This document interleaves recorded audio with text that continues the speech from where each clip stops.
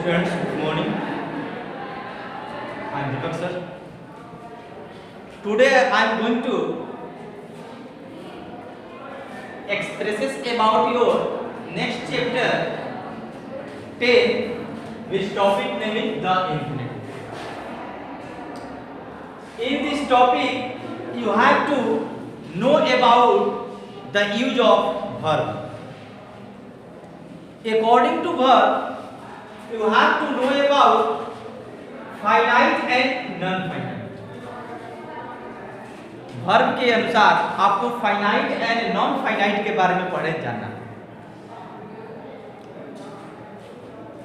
Finite verb किसे कहेंगे और नॉन फाइनाइट वर्ब किसे कहेंगे। ये वर्ब जिसके अंदर टू न हो, डायरेक्ट ये समझेंगे, टू न हो फाइनाइट, और जिसके अंतर्गत टू हो उसको non finite. And another language we can say that a verb which is completely expresses by the subject and the number of object is called finite, and without subject expresses, without number of object expresses। यहां पर देखते हैं I always find fault with him, मैं हमेशा find यानी पाता हूं fault, गलती भी। तो यहां पर जो वर्ब है फाइंड, इसके साथ फॉल्ट के साथ कोई आपका टू नहीं रखा है, but I always try to, verb के साथ यहां पे क्या रखा है, टू रखा हुआ है, और इसके साथ वर्ब। तो यदि डबल वर्ब आता है और एक वर्ब के साथ टू रहता है, तो वह टू प्लस V1 को हम फाइनाइट नॉन फाइनाइट वर्ब कहते हैं, और नॉन फाइनाइट वर्ब के अंतर्गत इंफिनिटिव। नॉन फाइनाइट के अंतर्गत आपको पढ़ना है infinitive, gerund and also participle. So in this topic you have to only study about infinitive. आपको इस टॉपिक में इंफिनिटिव के बारे में पढ़ना है। मैं यहाँ पर इंफिनिटिव के यूज और मिस यूज के बारे में बताऊंगा। So first of all you try to understand about the use of infinitive. आप इंफिनिटिव के प्रयोग के बारे में समझने की कोशिश कीजिए। The use of infinitive, infinitive का हम प्रयोग करेंगे का। इंफिनिटिव कहने का मतलब है कि वर्ब के साथ टू लगा रहेगा, उसको हम इंफिनिटिव कहेंगे, और जो हमेशा किसी ना किसी फॉर्म में रहता है। फर्स्ट में हम चलते हैं, इंफिनिटिव का जो प्रयोग होता है in the form of a subject of a verb, किसी वर्ब के सब्जेक्ट के रूप में आता है infinitive.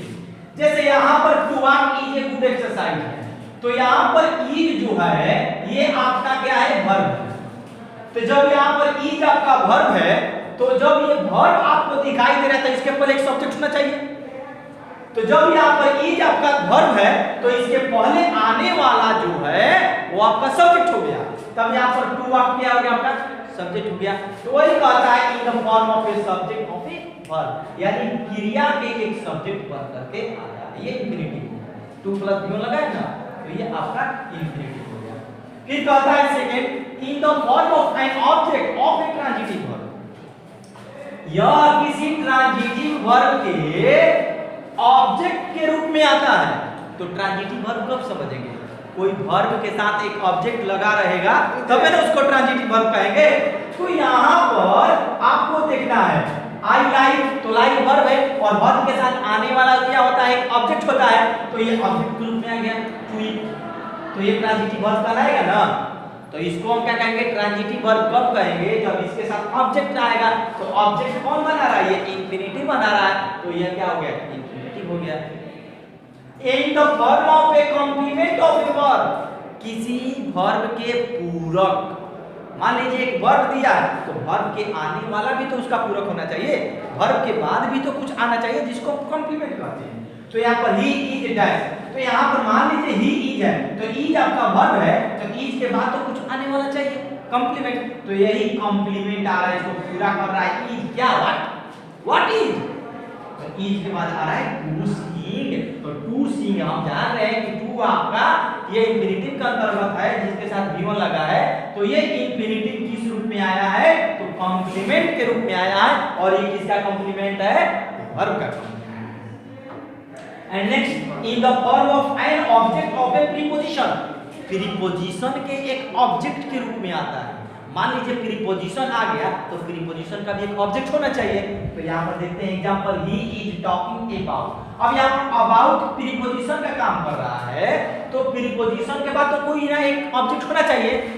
He is sitting on, what on, मान लीजिए वो बैठा है, कोई पोजीशन देखेगा ना कि कहां बैठा, कौन सा उसका ऑब्जेक्ट है, तो उसी प्रकार ये अबाउट है, तो क्या है अबाउट, तो यहाँ पर टू स्टडी, तो टू और स्टडी गिवन है, तो ये प्रीपोजिशन के बाद ऑब्जेक्ट का काम करता है, और तो ये ऑब्जेक्ट बन करके आया है जिसको हम इंफिनिटिव कहते हैं, ठीक है।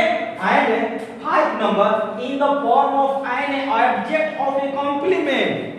अब यहाँ पर एक ऑब्जेक्ट का भी कॉम्प्लीमेंट होता है, जैसे ऐसा ही, ये तो आपका फिनिश हो गया सेंटेंस, बट इसको आगे बढ़ाने के लिए भी इसका एक कॉम्प्लीमेंट होना चाहिए, अदर वर्ब के बढ़ाने के लिए भी कॉम्प्लीमेंट होना चाहिए। तो ये आपका ऑब्जेक्ट है, तो यहाँ पर ऑब्जेक्ट जब है तो इसका एक कॉम्प्लीमेंट होना चाहिए, तो ये आपका 2 + B1 हो गया, ये कॉम्प्लीमेंट, और ये किसका कॉम्प्लीमेंट है, तो ऑब्जेक्ट है। So all my dear student, we try to use of infinitive in my next video. I will focus on also another use of infinitive and where infinitive, यानी और इंफिनिटिव के बारे में बताएंगे, और कहां पे इंफिनिटिव का प्रयोग नहीं होगा उसके बारे में पढ़ाएंगे। तब तक आप लोग इसको स्टडी कीजिए, अपने बुक को भी देखिए, ठीक है ना, और ट्राई टू अंडरस्टैंड।